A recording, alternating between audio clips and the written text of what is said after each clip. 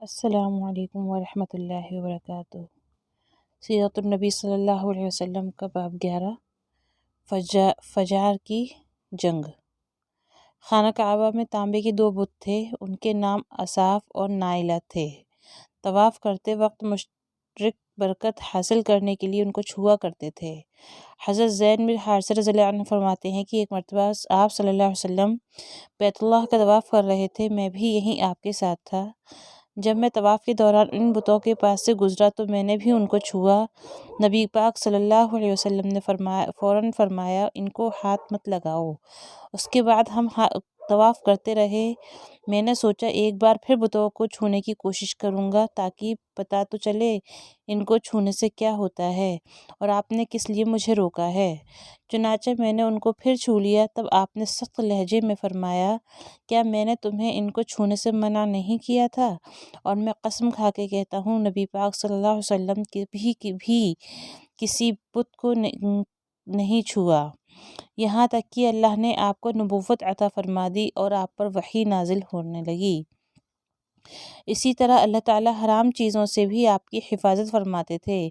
مشرک بتوں کے نام پر جانور قربان کرتے تھے، پھر یہ گوشت تقسیم کر دیا جاتا تھا یا پکا کر کھلا دیا جاتا تھا، لیکن آپ نے کبھی بھی ایسا گوشت نہ کھایا۔ خود آپ نے ایک بار ارشاد فرمایا، میں نے کبھی کوئی ایسی چیز نہیں چکھی جو بتوں کے نام پر ذبح کی گئی ہو، یہاں تک کہ اللہ تعالیٰ نے مجھے نبوت عطا کر دی۔ اسی طرح آپ سے پوچھا گیا، کیا آپ نے بچپن میں کبھی بت پرستی کی؟ آپ نے ارشاد فرمایا، نہیں۔ آپ سے پھر پوچھا گیا، آپ نے کبھی شراب پی؟ جواب میں آپ نے فرمایا، نہیں، حالانکہ اس وقت مجھے معلوم نہیں تھا کہ کتاب اللہ کیا ہے اور ایمان کی تفصیل کیا ہے۔ آپ صلی اللہ علیہ وسلم کے علاوہ بھی اس زمانے میں کچھ لوگ تھے جو جانوروں کے نام ذبح کیا گیا گوشت نہیں کھاتے تھے اور شراب کو ہاتھ نہیں لگاتے تھے۔ بچپن میں آپ نے بکریاں بھی چرائیں۔ آپ مکہ کے لوگوں کی بکریاں چرایا کرتے تھے۔ معاوضے کے طور پر آپ کو ایک سکہ دیا جاتا تھا۔ آپ فرماتے ہیں، اللہ تعالیٰ نے جتنے نبی بھیجے ان سب نے بکریاں چرانے کا کام کیا۔ میں مکہ والوں کی بکریاں قرارید سکہ کے بدلے چرایا کرتا تھا۔ مکہ والوں کی بکریوں کے ساتھ آپ اپنے گھر والوں اور رشتہ داروں کی بکریاں بھی چرایا کرتے تھے۔ پیغمبروں نے بکریاں کیوں چرائیں، اس کی وضاحت یوں بیان کی جاتی ہے، اس کام میں اللہ تعالیٰ کی زبردست حکمت ہے۔ بکری کمزور جانور ہے، لہٰذا جو شخص بکریاں چراتا ہے اس میں قدرتی طور پر نرمی، محبت اور انکساری کا جذبہ پیدا ہو جاتا ہے۔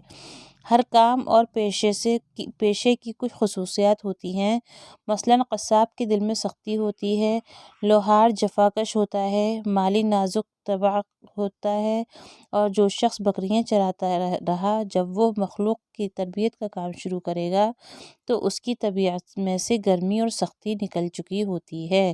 مخلوق کی تربیت کے لیے وہ کام نرم مزاج ہو چکا ہوتا ہے اور تبلیغ کے کام میں نرم مزاجی کی بہت ضرورت ہوتی ہے۔ عربوں میں ایک شخص بدر بن معشر غفاری تھا۔ یہ عکاظ کے میلے میں بیٹھا کرتا تھا، لوگوں کے سامنے اپنی بہادری کے قصے سنایا کرتا تھا، اپنی بڑائیاں بیان کرتا تھا۔ ایک دن اس نے پیر پھیلا کر اور گردن اکڑا کر کہا، میں عربوں میں سے سب سے زیادہ عزت دار ہوں، اور اگر کوئی خیال کرتا ہے کہ زیادہ عزت والا ہے تو تلوار کے زور پر یہ بات ثابت کر کے دکھائے۔ اس کے یہ بڑے بول سن کر ایک شخص کو غصہ آیا، وہ اچانک اس پر جھپٹا اور اس کے گھٹنے پر تلوار دے ماری، اس کا گھٹنا کٹ گیا۔ یہ بھی کہا جاتا ہے کہ گھٹنا صرف زخمی ہوا تھا۔ اس پر دونوں کے قبیلے آپس میں لڑ پڑے، ان میں جنگ شروع ہو گئی۔ اس لڑائی کو فجار کی پہلی لڑائی کہا جاتا ہے۔ اس وقت آپ صلی اللہ علیہ وسلم کی عمر 10 سال تھی۔ فجار کی ایک اور لڑائی بنو عامر کی ایک عورت کی وجہ سے ہوئی۔ اس میں بنو عامر بنو کنانہ سے لڑے، کیونکہ کنانہ کے ایک نوجوان نے اس قبیلے کی کسی عورت کو چھیڑا تھا۔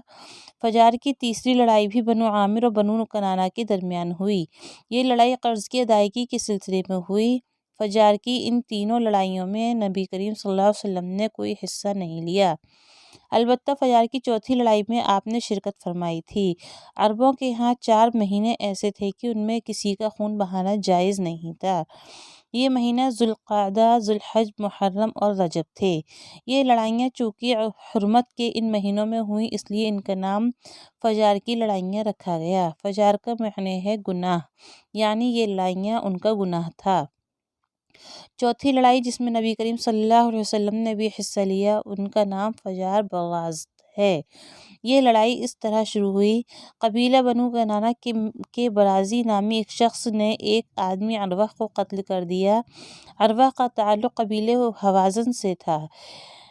یہ واقعہ حرمت والے مہینے میں پیش آیا۔ براز اور عروہ کے خاندان کے لوگ یعنی بنو کنانہ اور ہوازن اس وقت عکاظ کے میلے میں تھے۔ وہیں کسی نے بنو کنانہ کو یہ خبر پہنچا دی کہ براز نے عروہ کو قتل کر دیا ہے۔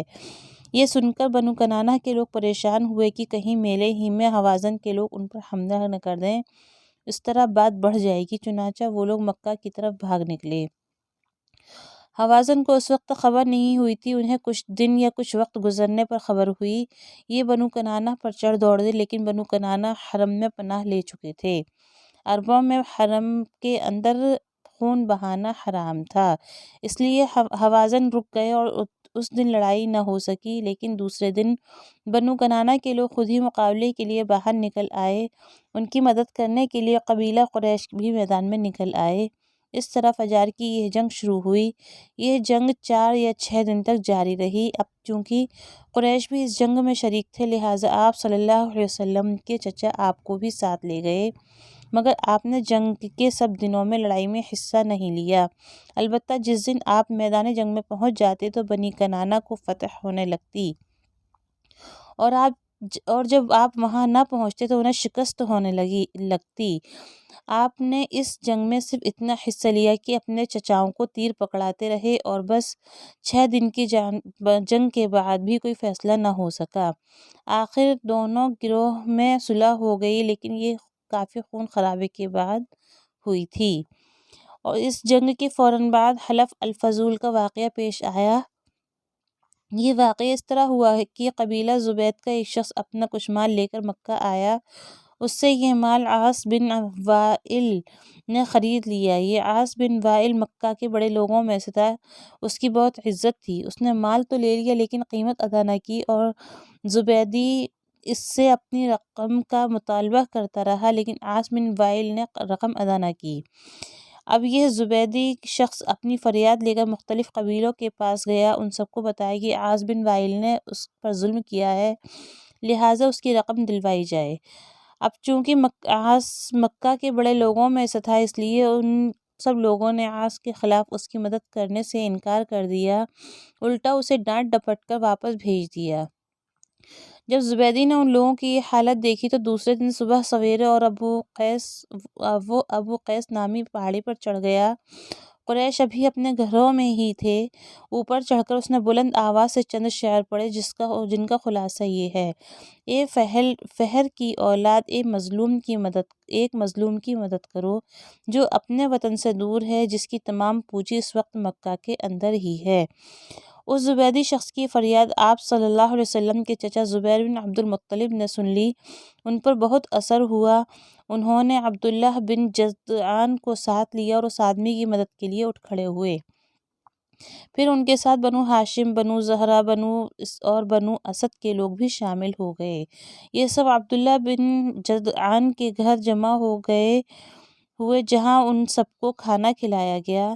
اس کے بعد ان سب کو خدا کے نام پر حلف لیا گیا۔ ان سب سے خدا کے نام پر حلف لیا گیا۔ حلف کے الفاظ یہ تھے: ہم ہمیشہ مظلوم کا ساتھ دیتے رہیں گے اور اس کا حق اسے دلاتے رہیں گے۔ اس حلف کا نام حلف الفضول رکھا گیا تھا۔ اس عہد اور حلف کے موقع پر اللہ کے رسول صلی اللہ علیہ وسلم بھی قریش کے ساتھ موجود تھے۔ تو آج ہم نے پڑھا ہے باب 11۔ انشاءاللہ اگلی ویڈیو میں ہم باب 12 پڑھیں گے۔ تب تک کے لیے اللہ حافظ۔